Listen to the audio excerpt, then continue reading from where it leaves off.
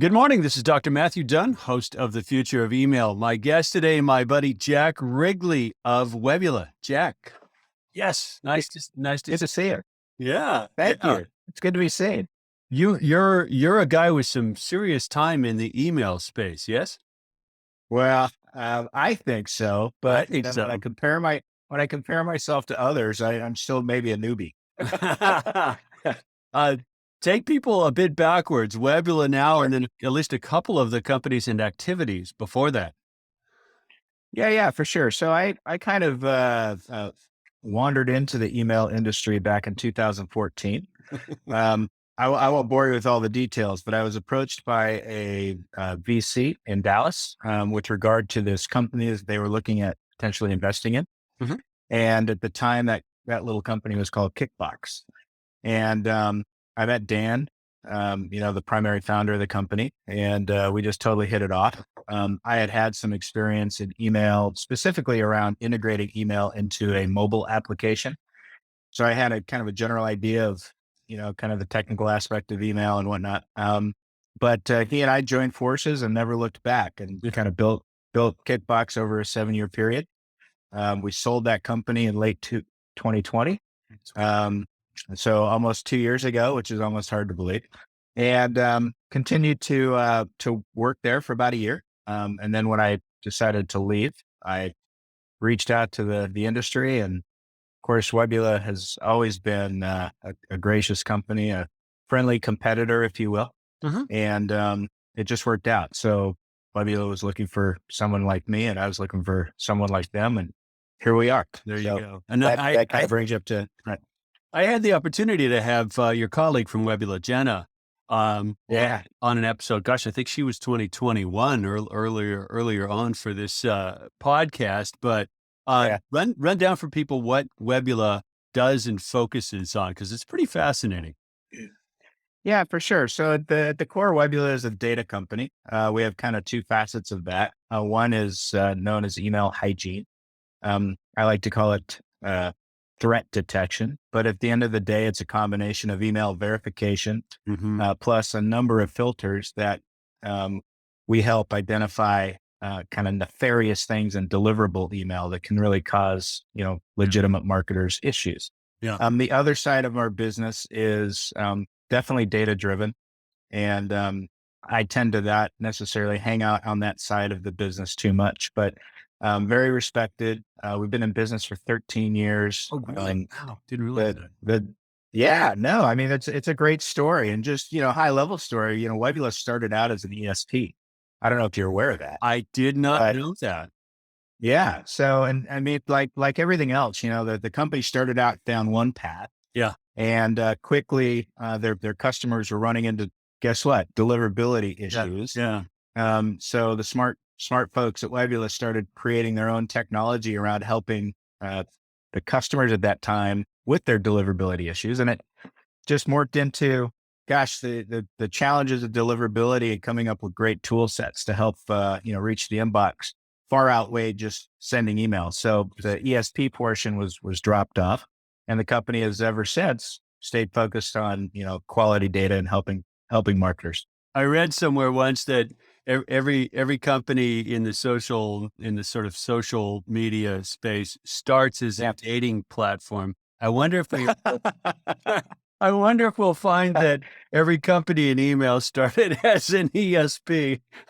Well, a lot of the technology companies did. If you really think about it, what starts the whole process is hitting send, right? Then, yeah. And that's where it kind of goes off into this crazy world that most people that hit send have no idea really what's going on. Well, and even after, go ahead. No, go ahead. No, yeah, I was going to say, even after so many years in the business, I'm not totally sure what goes on after you hit send. Oh yeah. No, it's nuts. And we're already guilty of a little bit of more than a little bit of inside baseball, because 5 years ago, if someone would have said deliverability, I would have said that's a bummer of a speech impediment. And now, now I use the term, but that I hit send and it actually arrives. It's not that simple. And there's a lot of astonishingly voluntary industry self-policing to try to keep us all from being completely submerged in emails we didn't ask for. And that to me is Oh, what deliverability is all about. yeah, there's no doubt. And, there's really that kind of comes into two general buckets. There's legitimate email marketers that just run into issues. Mm-hmm. They're making mistakes. There's no ill will intent. But then, of course, you have the other side that are the spammers and things of that nature. And, Yeah. fortunately, on the spammer side of the business, most of those folks are looking for the cheapest, fastest way to do something. Yeah. Yeah. One of the great things, at least about Webbula, is we're not self-service. We're not the cheapest. I mean, there's lots of really cool safeguards put in to ensure that we're only dealing with legitimate folks. But it's astonishing at how much of a challenge it is for a legitimate company to deliver email at times. Well, and how expensive it is to make a mistake. And I read somewhere that a good sized boo boo, let's call it that, from a domain can kind of take them Oh, out of play in terms of successful delivery of messages for a long time, weeks, months. oh, it can take an awful long time to fix a mistake. And it's interesting because you mentioned deliverability just as a term, and years ago it's kind of like what or like what was that garbage that came out of your mouth? That really started to change probably 3 years ago. It's kind of what I'm thinking. And if you kind of look back in time, there were some key deliverability experts in our industry 5 years ago. And I won't name names, but there were just these hallmark, oh, check with him or check with her. Or, well, gosh, now it's like everybody's a deliverability expert. Everybody has a deliverability process or a solution or a program. There's lots of deliverability platforms now to help senders. And it does just go to the fact that deliverability is absolutely key, and it can absolutely kill, your ability to generate revenue if that's what you're Sure. trying to do. Yeah, yeah, Yep. yeah, or simply communicate with your customers, right? Yeah, I mean, absolutely. it's easy to think in terms of the hit on the marketing use of email, but if you had a serious deliverability issue and order confirmation, shipment notifications weren't getting to people, Oh, that'd be a problem. yeah. Yeah. I monitor a Slack channel that's specific to the email world. And it's really interesting to see what kind of what effort has gone in by ESPs Yes. to really segregate, if you will, those types of messages versus other messages to ensure that, transactional type email messages are not slowed down or not stopped. Yeah. Years ago, I'll give you a quick little anecdotal story that's kind of interesting. Years ago, um, I was working with a company who it was really important for a reservation to get to a person that just built, created something online, right? Hmm. Well, they were having issues. The person would create the reservation and then they wouldn't get the email. I mean, how annoying is that? And the annoying part is the customer would then pick up the phone and place the phone call into the 800 call center, which is an extremely expensive, component of customer service, right? Yeah. If you can handle it with an email, it's much less expensive than handling it with a physical call. So those types of things are real. And it absolutely can, have kind of crazy impact just on your brand. Just, gosh, I got this room and nobody ever sent me an email. Well, yeah, we did. It just didn't deliver. It's really interesting stuff. Yeah, yeah, it really is. And it points to the underlying fact that email, which is one of the longest lived of the digital channels, it's become part of the fabric of life, right? Where Oh, people keep gosh. stuff, how do the people expect to get stuff? And that's actually one of the things that fascinates me about the space. Like there's plenty of surprisingly complex tech challenges, but the social, cultural, global, if you will, fit of that humble looking media is it's quite astonishing. It's got reach.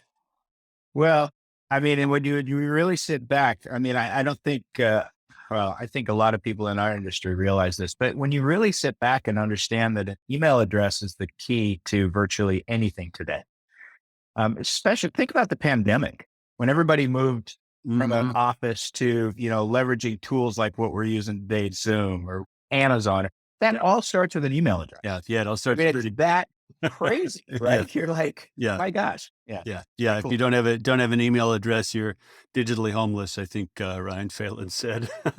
Uh, yeah. And anybody know how many people don't have an email address? That'd be an interesting stat. Well, There's, it is fascinating though that there are a couple of places on the planet where it's just not the same thing. China in particular, if you ask someone in China their email address, they're gonna hang on a second. I think I might, et cetera, oh, et really? cetera. Yeah, because the app world is so predominant there. Everything runs through. I think it's WeChat. Everything Yep. runs through WeChat. You buy stuff, you pay stuff, you get transactions or records, et cetera, et cetera. Some of the same functions that Right. email serves, although obviously not the level playing field open internet standards that email's built on. So that's a True. differentiator, right? Yeah. They Yeah. got That's their, pretty they cool. got their own set of rules anyway. We'll Yeah. we'll use the loosey goosey ones we've got here. Switch gears for a second. Sure. What was it like to go through the buyout process after 7 years with Kickbox? That had to have been quite a ride. Yeah. Gosh, I think that could be answered in so many different ways, right?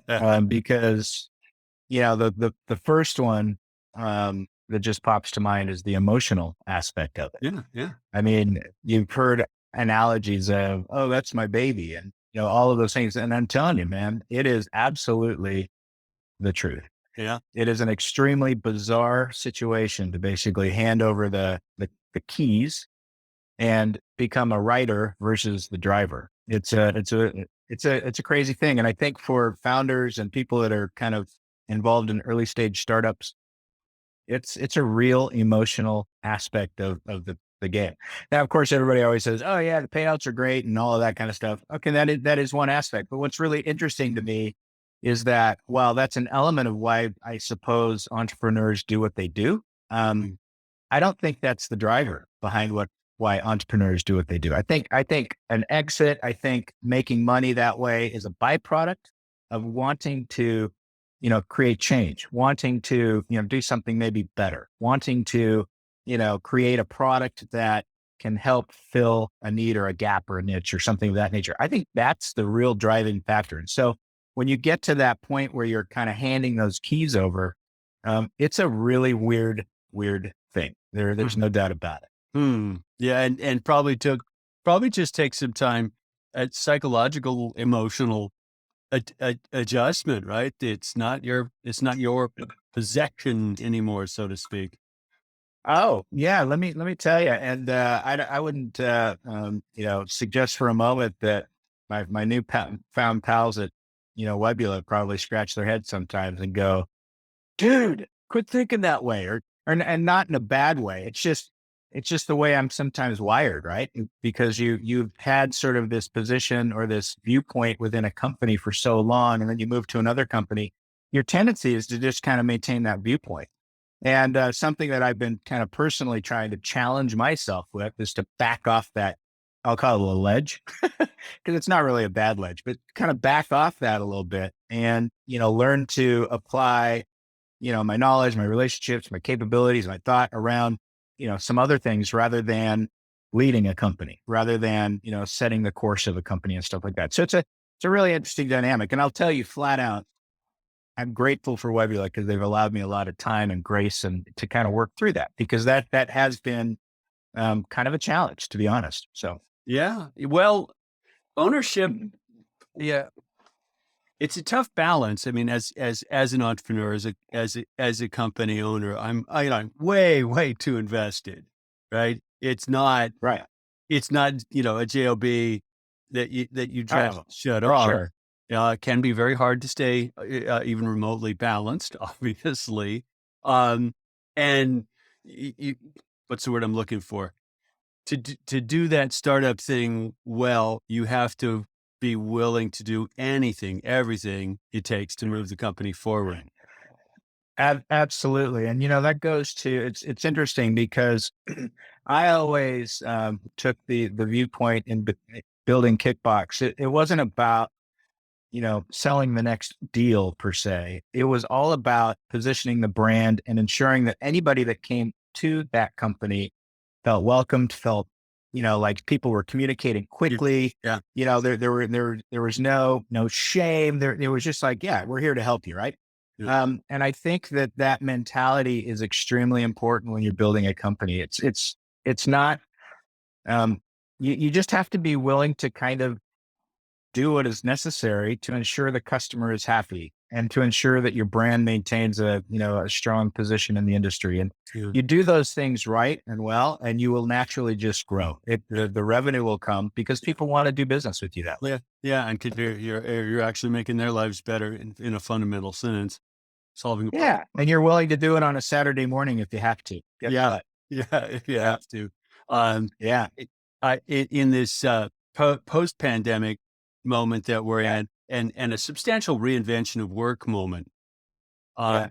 um, I would think that the advantage startups and small companies have is the potential for an ownership mindset to be more part of the culture. I know there are plenty of large companies that are struggling with what's the term, the quiet quitting, right? Oh, Which yeah. is, Yeah. uh, I'll just work within these boundaries of my job, Mhm. not whatever it takes or whatever the customer needs. And I would think startups have an advantage there culturally. I don't know how well it scales, how big it can get. It's got to there've got to be some good experiments that we don't know about going on right now. Yeah, I'm still pretty familiar with a few startups that have kind of navigated through the pandemic, and I'll tell you that I think one of the biggest things that I've noticed is that um, it's more important today to ensure that the culture of your company, to ensure that what you are as a company is really articulated out to your employee base. Because employees are fragmented now. They're not all meeting in an office where there's maybe motivational posters up and people are, how you doing today, Matthew?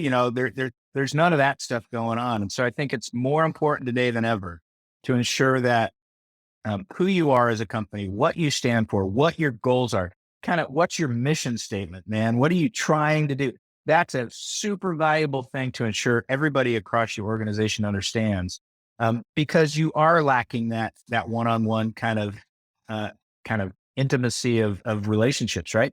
And then in the startup world, it's almost compounded because startups are naturally, hey, let's lower costs. We won't have an office. This is great. So it's almost it's more important for a startup, for a small company to ensure that what it is they're trying to do is emulated and understood across every aspect, and to work with each employee to help them identify how they help get the company to where it's going, right? So in some ways it's really awesome. In other ways, I think it's a tremendous opportunity to sort of reinvent what it means to, have employees really understand what you're doing as a business, and not only understand like, oh, the mission statement, we're going to be the greatest ride hauling share app in the world, but really understanding how what they do affects that mission statement. I think that's a really important thing today. You know what? That was extremely well put. Thank you. It really Yeah. was. And you just think about it from a humanistic level. Like we're wired to connect with each other. We're wired to be social. Arguably, we're wired to be tribal. And Yeah. when going into a physical space and being live with coworkers doing some of the same stuff to help move something forward, Yeah. yeah, you're going to absorb that, right? It's going to become For part sure. part Yeah. of how you inform your decisions.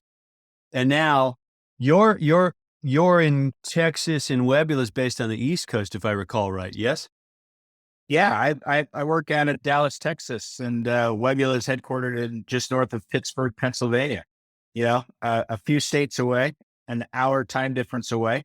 And quite frankly, what's really interesting about it also is the company was formed and built out of Pennsylvania, and it's a different, and it's really cool to meet people from different parts of the country in terms of how they assess things, whether it's news going on in the world or whatever that might be, right? So there's even a challenge at times, not only the physical challenge and from, hey, I'm here, they're there. We've got, developers in other parts of the world, let's say, it's not only that physical, but it's just it's understanding how everybody sort of thinks about certain things and trying to get to a place where everybody's comfortable either talking about them or feels comfortable that, hey, we're all part of the same kind of tribe, if that makes sense. It's really interesting. Was Kickbox more geographically in the same place? Yeah. So for the most part, up until we got acquired, absolutely everybody, with the exception of, a couple people. Yeah. And when I say everybody, it was, I don't know, we ended up with 15 employees or something like that. But yeah, everybody was in Dallas, In Dallas. Okay. but I had a salesperson in the UK, and it was such a cool thing to ensure that he always felt part of the company. Yeah. And I think to this day, if you were to ask him, he would unequivocally say, never really felt detached. I mean, there might be, the occasional, hell, I didn't know that decision was being made. Yeah. Right. Because maybe it got made in the office. I don't know. Yeah. But in terms of feeling as part of the company, I can assure you that he would probably say never, ever felt that I wasn't part of that company. Yeah. Which is really cool. Good for you guys. Like, they're not easy to pull off. And it sounds like Webbula's done a heck of a job as well. I didn't realize that the cultural gap was from Pennsylvania, but that actually makes sense of some interactions. Yeah, one of the things that Webbula has done that I think is really cool is they have maintained a Friday social, and it's a time when every Friday, same time, everybody jumps on Zoom. Yeah. And it's actually really fun. Giant hat tip to Vince and Doug and the people that kind of implemented it. But it's an opportunity to ask a stupid question and what's your answer, right? And everybody gets to kind of say, oh, well, yeah, I like Taylor Swift better than Madonna or whatever that might be, right? But then it's an opportunity for everybody to say, hey, how was your week and what was great about it, right? Right. And so it sort of sets up this 30-minute sort of opportunity where everybody sort of huddles around the water cooler. Everybody gets to be silly and kind of talk about their week. And it's pretty beneficial in terms of kind of keeping that cohesiveness of a company in this kind of crazy where people are spread out time. I would think so. Yeah, it's good. And it doesn't have, I'm going to guess, does not have an agenda. We've got to cover A, B, and C. It's intentionally open. It's wide open. There's just a handful of kind of high level questions. First one is always silly question. We're going to answer a silly question. Literally, it can be something like, what's your least favorite food? I mean, it's just, and then everybody goes around and answers what's their least favorite food. Or, hey, if you were given an opportunity to have $1 million today, or $10 million in 10 years, what would you take? And everybody gets to, so you go through that, and then it moves into, all right, how was everybody's week? And, Matthew, how was it? Tell us a little bit about it. You can do a little, high level kind of, chatter about what you did. So it's pretty cool. I highly recommend it.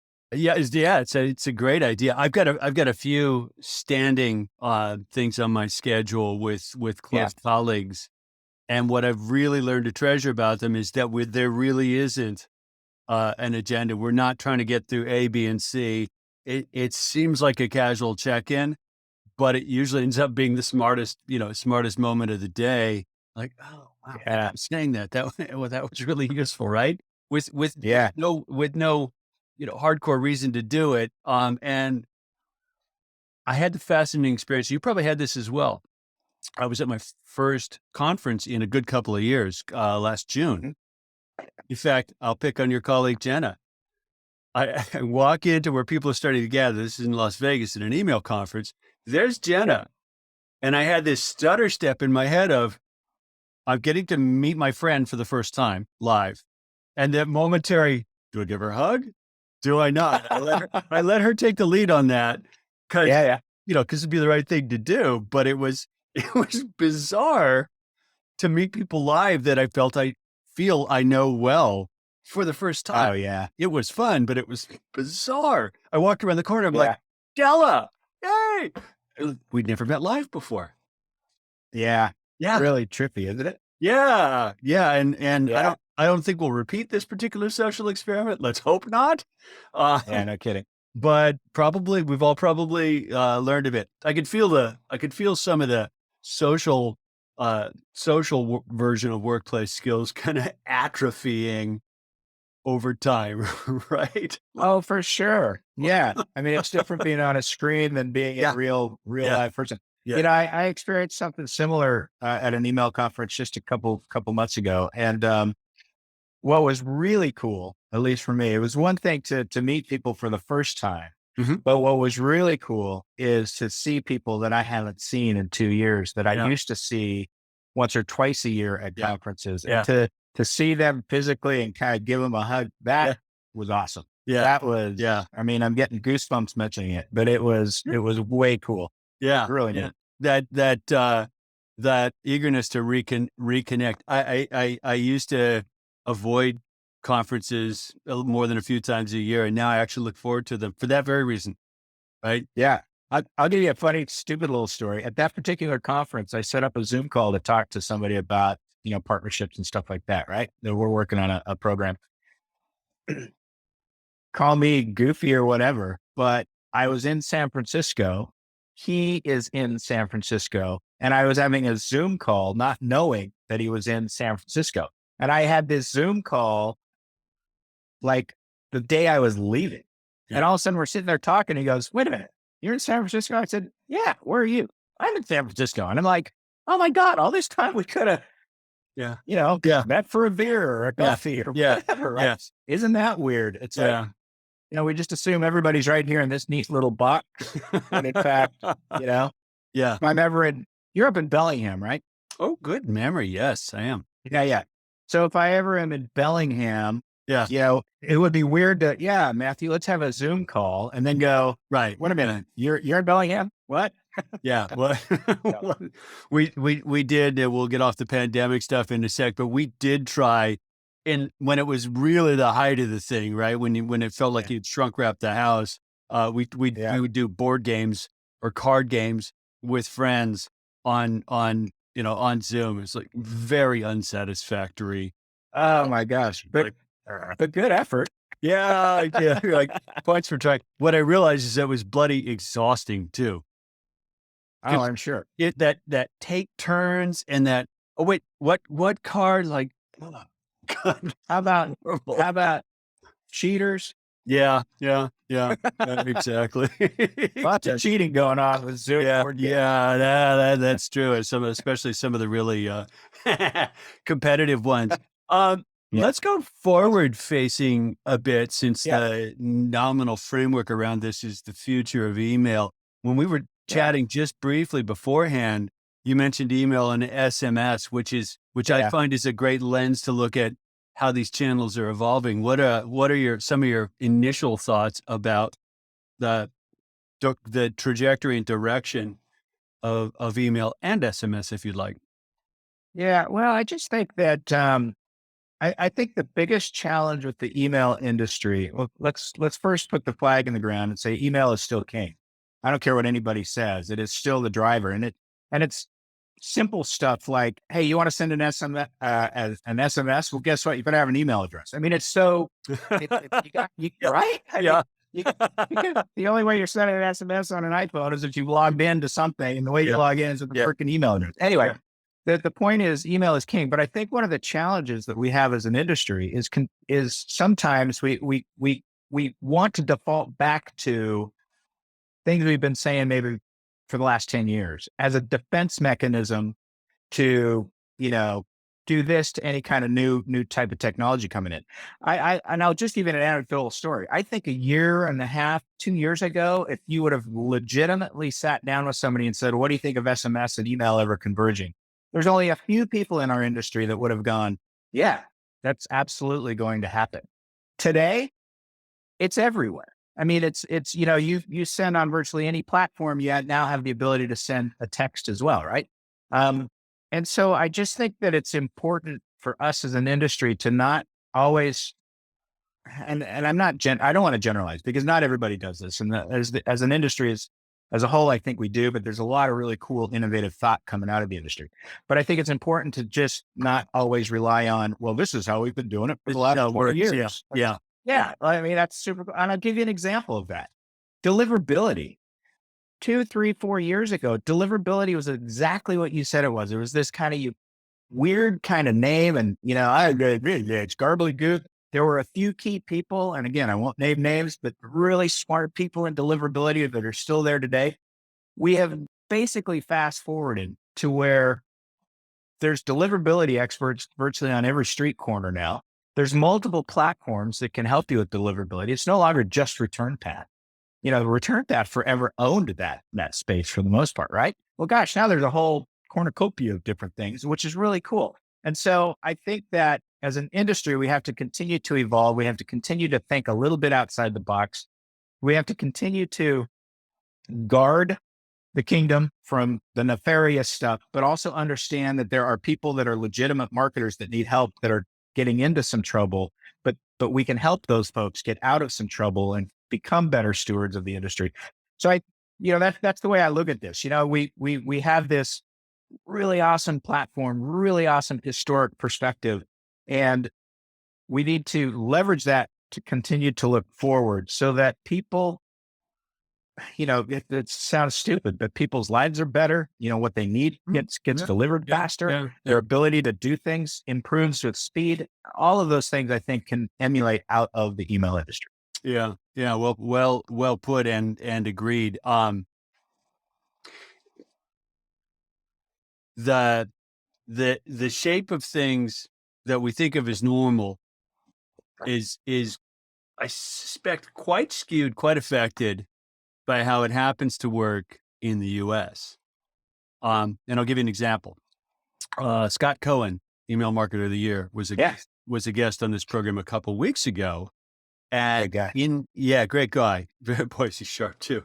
And he knows his space really well, but he was telling me in the job and the company he's in now that messaging, SMS, MMS messaging is under his purview as well. So he's starting to take what he's learned over a long career in the email space and open up to that. And he said, he said, it's really fascinating to learn, words to that effect. He said, but just the cost factor is a big deal. And he said, it costs about 10 times as much to SMS in the UK as it does in the US. Right. It's already expensive here. Right. And you already want to be smart and selective, both for the cost reasons and for the customer attention and engagement reasons. But if you add a zero to the end of it, because you're in the UK, I'm going to bet the practices are really different. So we've got to be a little careful not to go, well, SMS, cost about, no, here it costs about X, there's cost differential. Right. So the market penetration of iPhone is Y. It's not necessarily the shape of things elsewhere. I'm a longtime student of media broadly, but particularly digital media. And I watched SMS evolve in Europe and the US very differently. And you can for sure. You can see the remnants of it now. And as we're starting to bring it in and sort of say, okay, it belongs in quasi the same world or under the same purview as email as a channel. I mean, they're all ways of talking to the customer ultimately, right? Right. There's a bit of history to learn that can really help you do a better job with it. Yeah. So I think that, it's interesting because there's a number of buckets that to me kind of falls into. So one is engagement, even though SMS or MMS is more costly, the engagement and the conversion oftentimes is much, much better. And so you have to weigh that. The other thing is to me, it's not about you. It's about effectively leveraging SMS as a complementary piece to email. And I would not propose, and I don't even think, well, there might be some SMS, MMS platforms out there that say, get rid of email. But at the end of the day, I think that they can be very complementary. Right. And the cost to send an MMS or an SMS to a customer can then be blended with the email that originally went out to something. I'll give you one little anecdotal story. Say I go into a store and they're out of what I want. But when it comes in, I'm buying it. And so I'm set up in the normal channel of email, but then all of a sudden when that product comes in, I get my text, my Yeah. SMS or Yeah. MMS Yeah. that says, "Hey, it's ready, buy it," type thing, Right. right? Right. Right.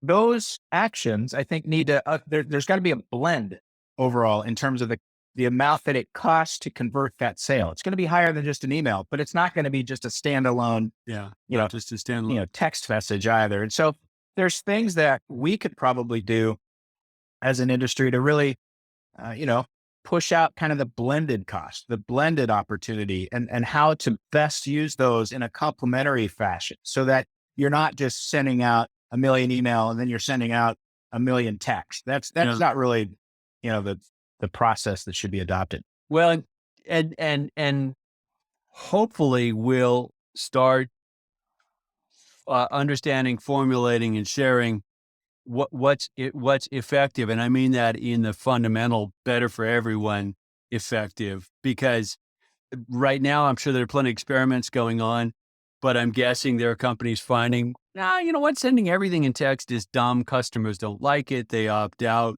Okay, what is the handoff point? I I had a chance to see my doctor. It'd been years recently, and I was actually kind of delighted when I got a text the night before saying, "Hey, dummy, you've got an appointment with Dr. So-and-so." Because last time I'd interacted with him, nothing like that. And it was a good use of Right. that high interrupt, high engagement channel, and email saying the same thing. I might not have seen on Sunday night. I might not have seen till Monday morning. Right. Right. Um, but if everything from them came via text, I'd soon be on the shut up button. Yeah. So there's a couple of things. It's so funny, but I think we're of similar age or something because we're now getting notified by doctors, Yeah. which is hilarious. But I literally got a text from a doctor that I hadn't seen in 3 years, and it's that's the proper time, right? Hmm. It's not like I should have been seeing sooner, but I got it, and it was in the back of my mind. It's like, man, it's probably getting close to that time, right? Yeah. I got I got a text, and I was like, oh, I remembered it, but that was a pretty cool use of, Yeah. getting a text because to your point, sending an email can get buried. It can, there's other things that can happen. But I think overall, my high level understand or, feeling on SMS and MMS is that it's still kind of a toy. It's still sort of a novelty. And I think it will mature to better, so that people don't get tired of getting texts because you've already heard, if I get, just like you said, if I get a lot of texts, it's going to, I'm going to either delete it or start marking it as, I don't want to, blocking it. Yeah. So there will be that inflection, and I think it's starting, and you're probably going to see a ton of it this holiday season. And people will kind of lick their wounds and go, "Oh my God, I had a lot of people opt out of this process." And so there's going to be this sort of natural kind of understanding of how they work together and how best to approach a customer. Because again, here's where it's similar. If you send something relevant, golden. Just like you got your notification from your doctor, Yeah. golden. Yeah. If you're just pounding somebody with the next sale item, unless that's super relevant to the person, which probably isn't, but maybe, that's where the similarities are definitely the same, intent based relative messaging, whether it's sending an email or an SMS or MMS. It's Yeah. key. Yeah. What I find, at least just for me, Yeah. the dividing line of my time is a factor in the meaning of the message. The doctor appointment tomorrow, my time was a factor in the meaning of the message. I Right. subscribed to text marketing from a couple of brands just as a learning experience in this Yeah. space. One of them's a golf retailer, one of them's a clothing company who I actually kind of like. Both of them, steady Yeah. cadence. It's always a frickin' sale. And it's always kind of a blast message. Like it's clearly this is Right. sales on right now. And all I've really gleaned from the experience of a few months with those guys is to spend less if I spend it all. Why? Because if I'm looking for X, right, t-shirts, new Right. putter, I'll just wait. And sooner or later, it'll pop up in the text from those guys that the thing I was looking for is on sale, and then I'll bother to get it, right? Right. Is that what they actually want from me? I don't know. And it is a Right. pain to have the constant, every couple of days it pops up. Also, I will unsubscribe at some point to preserve my own attention. Oh, for sure. Yeah. Yeah. Well, and the same can be held for, getting email that, are just bombarding. I mean, Yeah. it's the, Yeah. that part of the process is absolutely identical, regardless of how you're trying to communicate with a customer, is keep it intent based, keep it relevant to what their interests are. Keep it at a cadence that they want. Yeah. All of those things are in play. Yeah. I just think that once there's going to be people, and we'll probably see it sooner rather than later, there's going to be case studies done around how a company has effectively married the two Yep. to really drive Yeah. revenue, because So, there is something really inherently cool about getting something here mhm. versus waiting for an email to come in. There's something really cool there. And the companies that can master that are going to be, their revenue is going to go up for sure. I'm showing my gray hair here, but I do remember when, well, one of the killer apps on mobile, early mobile, was email for sure. Yeah. BlackBerry was an email Yeah. device that happened to Yeah. make phone calls. And people tended to have alerts for email the way we have alerts for text now, as if Right. every message that I like a pop up for every message that comes in, I Oh, would not get sure. anything done at all now. And text is sort of sitting there at that level right now. Every text that I had to mute myself early in our conversation because a friend of mine was sending me pictures, Yeah. I don't know, golf or something. I'm like, oh God, quick, find the mute button. No funny. Yeah. Well, I speculated on this, and I'm going to stand by the speculation. Would Apple potentially be able to make the play for a promotions tab in messages? I would argue they might do that. Oh, absolutely. You can totally see that coming. Yeah, right? Yeah. And that would I mean, take you're starting. I don't know if you've updated the latest iOS, but I've noticed in messaging that when you get a text message now from, somebody that is sending it to you, that's not promotional, but it's not from like you sending it to me. It's like a store sending it to me. You can, when you go to delete it, you're given the option to report it every time. Have you noticed that? When you delete it, it says delete or delete and report. And so they're already trying to pick up data. yeah, In my opinion, they're already trying to understand good how call. is messaging being leveraged? How annoying is it? How often does somebody go, nope, keep, yes, Yeah. delete and report, it's already that data. There's probably server farms at Apple that are taking all that in, and Android might already provide that. I don't know. I don't use an Android, but I thought that was a really interesting update. You touched on the tip of a very big schism there. Actually, I wrote about this on Webbula's blog. Seriously. You did?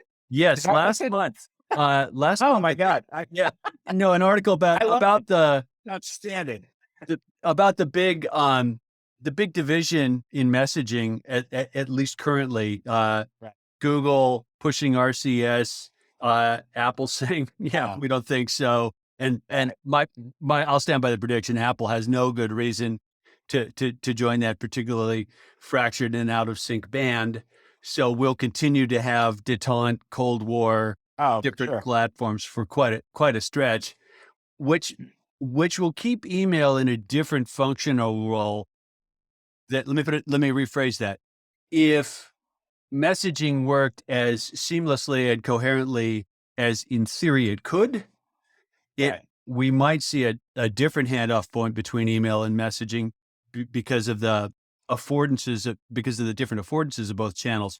While Right. messaging is balkanized and fragmented and the lowest common denominator is text only SMS, then we'll have a different handoff point closer to the urgent, important, time related personal moment For and sure. keep more of the rich stuff, I think, and the repetitive stuff, I think, in email.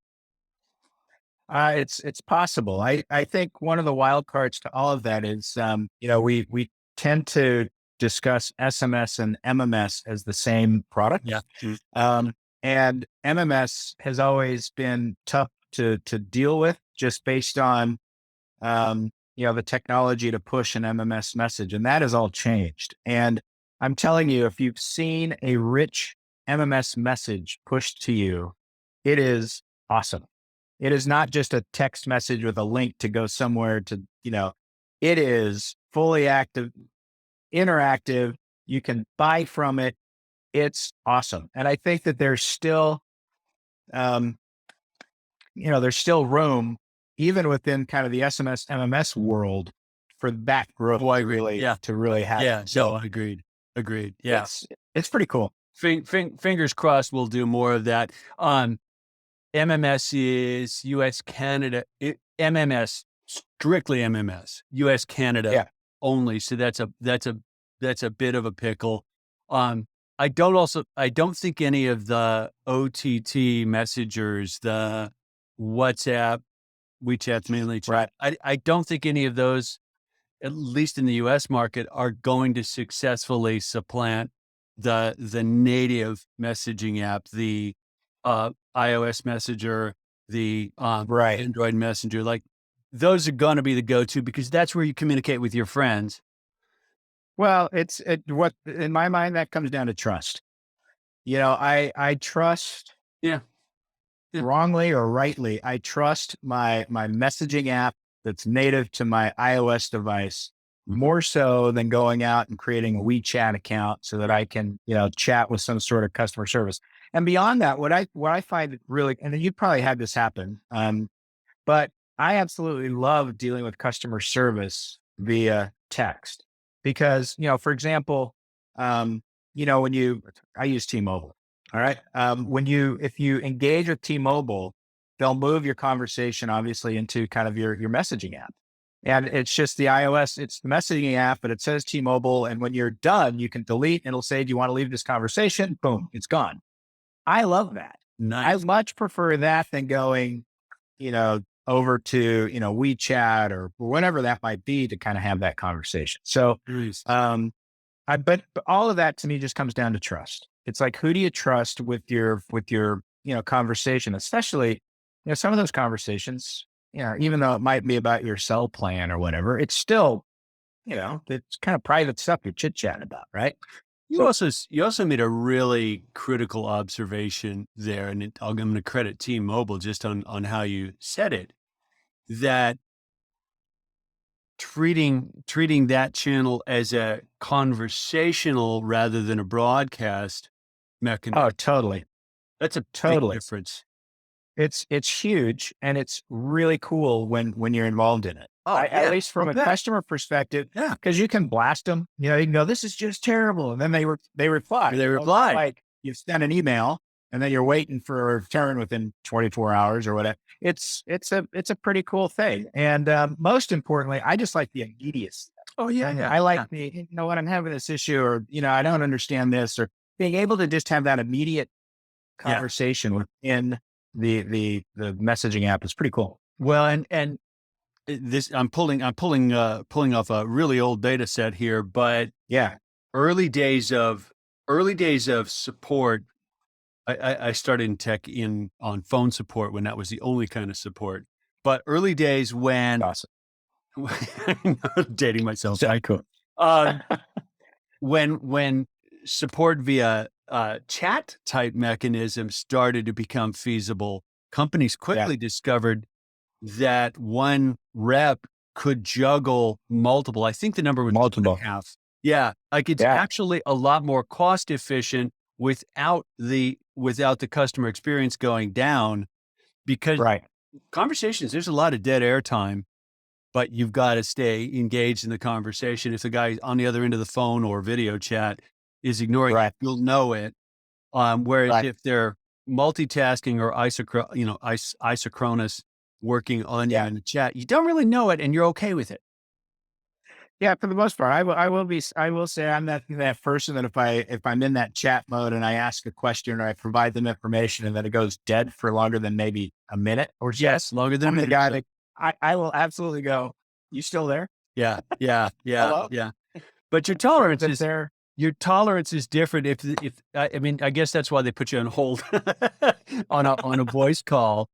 But yeah, well, kind of like this. The other thing that I remember from the early support experiments was that the ability to pull in someone else or tap someone else's expertise to solve the customer problem was better because there was just a little more time slip in the gears of a conversation. Yeah. Yeah. It's fascinating. Well, and all of that now can just be handed off. I mean, that's something else that, again, I'm just using T-Mobile as an experience, but if they need to bring somebody else into the conversation, because oftentimes your first reach out is straight up customer service, right? Customer But service. if you have a technical question or something like that, arguably they got to bring somebody in.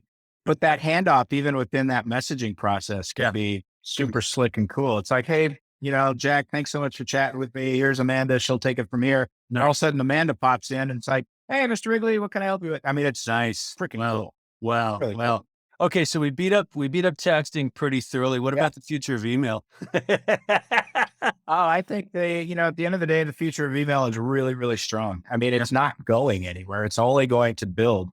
And it's incumbent upon all of us to continue to, nurture all the best aspects of email. I think it's incredibly incumbent upon us also to push the bounds and understand how it can even be more effective and things of that nature. And to that degree, what gets me super excited at times is, again, a particular Slack channel that I think you're probably in it as well, but I'm in it. It's great. I love seeing the younger people in that. I love hearing their perspective. It is so important. That whole concept in life of, elders will give you some perspective and this is how it was done. And these are some of the ways that we might have navigated through a trying time, blah, blah, blah. All true. But we need to sit back and we need to look at the young people too and go, holy crap, they're right. How they're interpreting email and interacting with email and how it works within their early lives is where we need to be looking in terms of where's this thing going. Yeah. And in my opinion, as an industry, we got to do better at that because typically, you'll probably sense it. If somebody young is in and they ask a question, sometimes they get piled on, not intentionally, but it's like, oh my gosh, they just asked a basic question. Quit, using this as a time to pull out the email Bible and say, no, right? I think we have to do a better job of kind of nurturing that youthful side of our industry, listening to how they envision email, what's working for them, what isn't, because I think you can take a lot from that along with the history and build a tremendously positive future for the industry. I'm going to blame this on you. Actually, I'm going to credit it to you, but I think I just decided that year 3 of the future of email, I'm going to have guests under a certain age. Would that be interesting? Seriously, dude, way interesting. I mean, listen, I'm pretty interesting. Absolutely. I mean, come on. No, way into here's where that just resonates big time for me. You referenced Jenna a couple of times. Yeah. Jenna is, in my opinion, and she knows this, so this is not new news. People in Webbula know this. I think she is part of the future of email. I think her love of the industry and what she's doing around content and truly trying to kind of, not just build a vehicle that's been driven in for 35 years, but build new opportunities going forward. She's already trying to do that for 2023, right? In terms of her blog process. Mm-hmm. That kind of thought, that generation, dude, light it up. I think it would be massively awesome because there's so many smart people in the early 20s around this industry. That I had teaches us a lot. I had Yanatoria Spraki on a conversation a few weeks back. She's awesome. She blew me away. Like, isn't she amazing? Yeah. It's like, I hate to say it, I've got a kid your age. Wow. And her perspective is her perspective. And it's like, yeah, I'm really, I love what you're saying about younger because, for the field to evolve, for it to stay viable, for it to sync with the times, right? It's not going to be you and I making those calls because our sensibilities are different, are informed by experiences. We're not digital natives. Totally. No, we cut our, we learned as we went, right? It was presented to us. I mean, I remember getting online under the World Wide Web for the first time, and it was through Apple had some sort of like Apple World or something. Do you remember that? I don't know if you remember. It was like 1995, and it was like you logged in. It was sort of this virtual world where there was a grocery store over here that you could walk over, and oh my gosh, it was like, wow. You're exactly right. Hey, I would also challenge you to not only get the young marketing brain, the young marketing person, the young marketing kind of thought around email, but talk to the young developers. Yeah. I'm telling you, I'd like talk to the younger folks that are kind of understanding deliverability and seeing deliverability, and maybe have been in deliverability for a short amount of time, and they're getting kind of this historical perspective of deliverability. But a lot of those folks will have these kind of cool ideas about, well, here's how we mitigate more of that risk. And here's what I'm thinking. I think that would be a really, really great thing to kind of uncover. Geek out. I love that idea. Oh man. Man. This is awesome. This is going to be like the Jack Wrigley special series. Yeah, I think it's going to be fun. Hey, when you make it, I just want to be, I'm just kidding you. I know. I will. Well, Jack, it's been, as I knew it would be, it's been pretty darn fascinating. We passed all over the place. I really appreciate the conversation. Good, doctor. I appreciate it as well. Thanks for having me. And it's always fun chatting. Absolutely. So if you're listening and you're wondering where you can learn more about Webbula, Webbula.com, and you can find Jack on LinkedIn, I suspect. Absolutely. Yeah. And we're happy. We're more than happy to, talk to you about what we do, see if it helps you. If it doesn't, no harm, no foul. I suspect it would, but if it doesn't, that's fine. Just reach out. Cool. Appreciate that. Thank you, Jack. All right, Matthew. Take care.